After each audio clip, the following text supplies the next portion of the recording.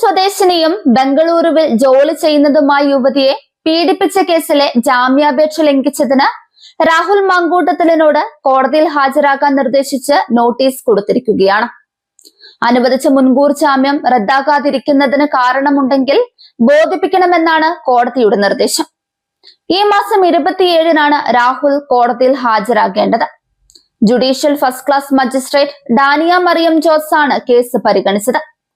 ഈ മാസം 16-നാണ് പരാതിക്കാരി രാഹുലിനെതിരെ നെടുമങ്ങാട് ജുഡീഷ്യൽ മജിസ്ട്രേറ്റ് കോടതിയിൽ രഹസ്യമൊഴി നൽകിയത്.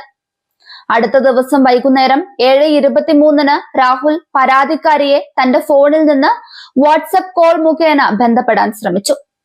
ഇത് നേരത്തെ ജില്ലാ കോടതി ജാമ്യം അനുവദിച്ചിരുന്നപ്പോൾ നിർദ്ദേശിച്ച 5-ാം ഉപാധിയുടെ ലംഘനമാണെന്ന് കാണിച്ച് പരാതിക്കാരി തന്നെ രാഹുൽ വിളിച്ചതിന്റെ സ്ക്രീൻഷോട്ട് അടക്കം പോലീസിൽ പരാതി നൽകുകയാണ് ഉണ്ടായത്.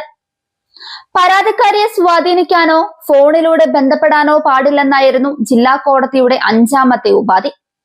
രാഹുൽ ഫോൺ ചെയ്തപ്പോൾ താൻ എടുത്തില്ലെന്നും ഫോൺ വന്നത് തനിക്ക് കടുത്ത മാനസിക സംഘർഷവും ഭീഷണി ഉണ്ടാകുമെന്ന ഭയവും ഉണ്ടായതായും പരാതിയിൽ പറയുന്നുണ്ട്. രാഹുൽ മാങ്കൂട്ടത്തിലിന്റെ ജാമ്യം റദ്ദാക്കാൻ പബ്ലിക് പ്രോസിക്യൂട്ടർ കല്ലംപള്ളി മനു സമർപ്പിച്ച ഹർജിയിൽ പരാതിക്കാരിയുടെ പരാതിയും മൊബൈൽ ഫോണിന്റെ സ്ക്രീൻഷോട്ടും ഹാജരാക്കിയിട്ടുണ്ട്. പരാതിക്കാരി KPCC പ്രസിഡന്റിന് ഇമെയിൽ സന്ദേശം അയച്ചാണ് ആദ്യം പരാതി നൽകിയത്. പോലീസുമായി ബന്ധപ്പെടാൻ എല്ലാ സാഹചര്യവും സൗകര്യവും ഉണ്ടായിട്ടും KPCC പ്രസിഡന്റിനോട് പരാതി പറഞ്ഞതിൽ ദുരൂഹതയുണ്ടെന്നാണ് ജാമ്യ ഹർജിയുടെ വാദത്തിനിടെ പ്രതിഭാഗം ഉയർത്തിയ വാദം. പരാതിയിൽ ഒരിടത്തും പരാതിക്കാരിയുടെ പേരോ പീഡനം നടന്നതായി ആരോപിക്കുന്ന തീയതിയോ സ്ഥലമോ വ്യക്തമാക്കാത്തതിൽ നിന്ന് പരാതി രാഷ്ട്രീയ പ്രേരിതമായ ഗൂഢാലോചനയാണെന്നും പ്രതിഭാഗം വാദിച്ചിരുന്നു. ഇതിനിടെയാണ് പരാതിക്കാരി മജിസ്ട്രേറ്റിന് മുന്നിൽ നേരിട്ടെത്തി രഹസ്യമൊഴി നൽകിയത്. അതിന് പിറ്റേന്നാണ് രാഹുലിന്റെ പരാതിക്കാരിയെ വാട്സാപ്പിലൂടെ ബന്ധപ്പെടാൻ അദ്ദേഹം ശ്രമിച്ചത്.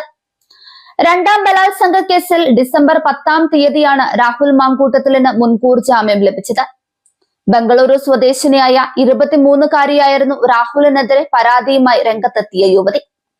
ലോക്സഭാ പ്രതിപക്ഷ നേതാവ് രാഹുൽ ഗാന്ധി, KPCC അധ്യക്ഷൻ സണ്ണി ജോസഫ് എന്നിവർക്കായിരുന്നു യുവതി ആദ്യം പരാതി നൽകിയത്. കോൺഗ്രസിന് ലഭിച്ച പരാതി പോലീസിന് കൈമാറി. രാഹുൽ മാങ്കൂട്ടത്തിലിനെതിരെ ഗുരുതര ആരോപണങ്ങളായിരുന്നു യുവതിയുടെ പരാതിയിലുണ്ടായത്. താൻ നേരിട്ടത് ക്രൂരമായ ലൈംഗികാതിക്രമമാണെന്ന് യുവതി പറഞ്ഞു. വിവാഹ വാഗ്ദാനം നൽകിയായിരുന്നു പീഡനം. ശരീരമാകെ മുറിവേൽപ്പിച്ചുകൊണ്ടുള്ള ലൈംഗികാതിക്രമമാണ് രാഹുൽ മാങ്കൂട്ടത്തിൽ നടത്തിയതെന്നും യുവതി പറഞ്ഞിരുന്നു.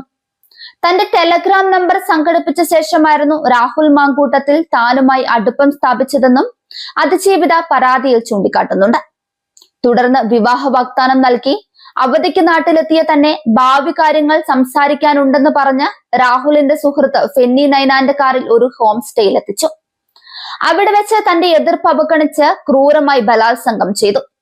ബലാത്സംഗത്തിനിടെ "I want to rape you" എന്ന് രാഹുൽ ആവർത്തിച്ചു. കരഞ്ഞ് കാല് പിടിച്ചിട്ടും ഉപദ്രവം തുടർന്നു. അതിനിടെ തനിക്ക് പാനിക് അറ്റാക്കും ശ്വാസം മുട്ടലും ഉണ്ടായി. എന്നിട്ടും രാഹുൽ പിന്മാറിയില്ല.